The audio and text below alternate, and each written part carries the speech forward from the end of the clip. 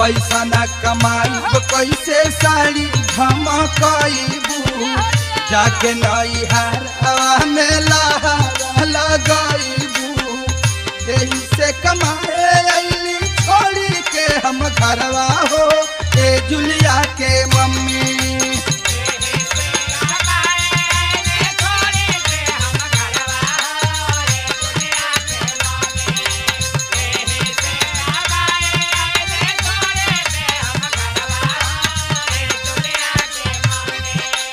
यही से कमाए अली छोड़ के हम घरवा हो